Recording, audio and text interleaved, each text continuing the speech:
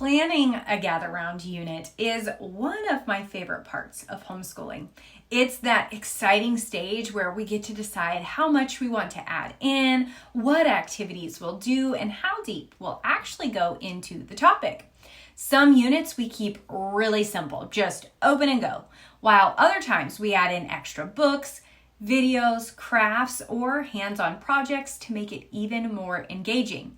So in this video, I will take you through my step-by-step process for planning a unit, from choosing the unit and gathering resources to organizing activities and making it all work in our homeschool.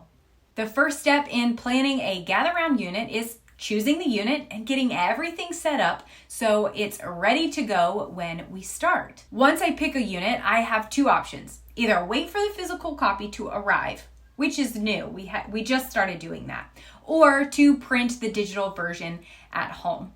If I'm using the digital version, I personally love using the Pro Click binding machine to bind everything myself.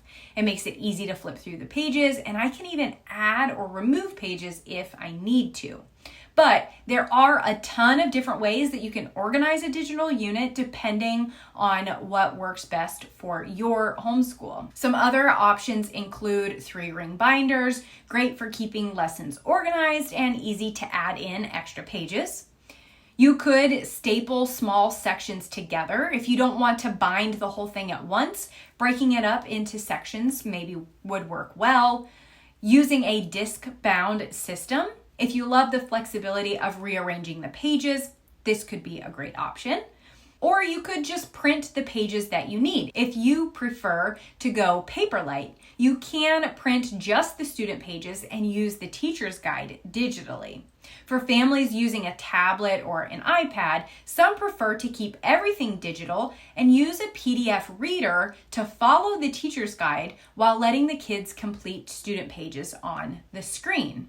If you have multiple kids, you could print extra student notebooks, or if you're using the physical set, tear out student pages and place them in individual folders. No matter how you prep it, having the unit printed, bound, and organized before planning makes everything so much easier when you actually go to sit down and do all of the lessons. Now, once I have the unit, the first place I go is the Gather Round website.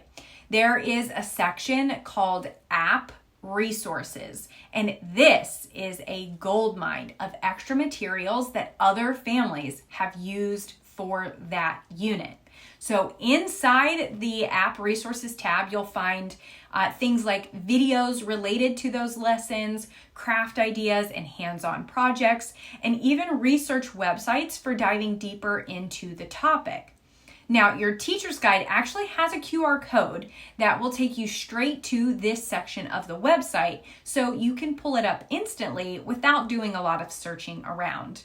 Depending on the unit, there might be recommended books, virtual field trips, and even interactive activities that help bring the lessons to life. I like to browse through this and make a list of things that we actually want to use. Next, I go through the teacher's guide and the student notebook to check for any extra activities that are actually already built into the lessons. A lot of the units already include things like experiments, think volcano in earth science, hands-on projects, again, creating art in the artist unit, and notebooking and journal prompts and discussion questions. So gather round units already have a great mix of reading, writing, discussion, and activities. So depending on the pace and depth I want, I'll decide which extras that I want to prioritize. All right, and this step is where everything starts coming together. So I take all of the extra resources that I want to use and I match them with the lessons. I will go through and use sticky notes in my teacher's guide to remind me when we need to stop and watch a video for that lesson, pause and do a hands-on activity, or just a reminder to gather supplies for an experiment or craft. This makes it super easy to just flip to the lesson and I can immediately see what is planned for that day.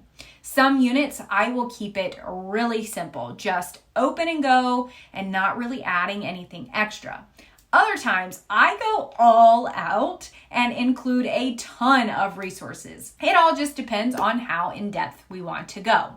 So, for example, if we are doing oceans, I might add in extra documentaries, ocean-like crafts, and a visit to the aquarium.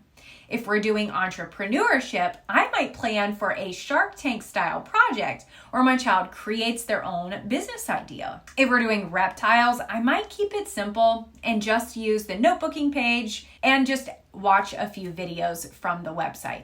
Planning is all about finding the right balance for your family and your current schedule. Once I know what activities we're doing, then I make the supply list for everything we need. Craft materials, science experiment supplies, or books. Now, if we're adding in videos, I could make a YouTube playlist, and I have, but since videos are already listed by lesson on the website, I usually just use that as my go-to guide. At the end of the day, there's no right or wrong way to plan a unit. Some weeks I follow my plan exactly, and other weeks I just open it and we do the lesson and that's it. Gather Round makes it really easy to adjust as you go, so don't stress if plans change. Let me know down in the comments, do you love planning everything out? Or do you just jump in and prefer to go with the flow? That is it for today's video. As always, thank you guys so much for watching, and I will talk to you soon.